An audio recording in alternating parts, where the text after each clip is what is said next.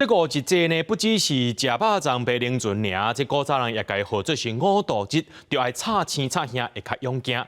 伫台南湾里呢，有一项传承超过一家子的传统青草节，当地南岩超风市透早就开始行这青草茶啊，总共用13味的草药啊，遵照着这佛祖妈的指示落去配，连续一礼拜要分予乡亲食平安，也较体会。 十几项药材救乌糖，用大火落去行。庙方工作人员透早5点就开始无闲试试，主要就是咧顾这5鼎青草茶。过程中嘛，甲人工落去拉，讲安尼青草的香气才会出来。等2点钟，青草茶总算行好势，一天分5梯次，有些民众伫庙埕等要包顿去啉。这是台南湾里南岩超风市超过1架子的青草茶，预告正式起锅。啊，放假出来摕啊，出来食平安的。逐当都拢会希望食好，身体健康安尼啊。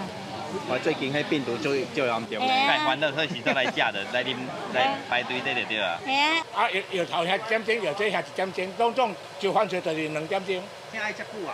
安尼控伊个青草毋知迄个味控解出来，迄个精华。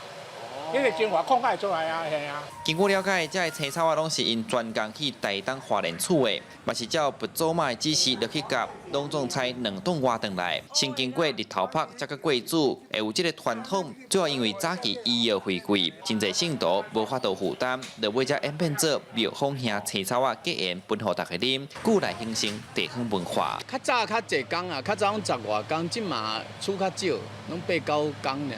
阮拢一向伫端午节进前，嘿，就是迄个热甲冷的天气，哦啊，因为端午节是一个除百毒的节日嘛。行青草啊是原理限定的风俗，原理这个庄头内就有3间庙宇有这个例，这青草啊香传千里，嘛代表一份代代相传的好心意，拢是志工甲在地客家无私奉献，那超风市会连续1礼拜免费提供给大家啉。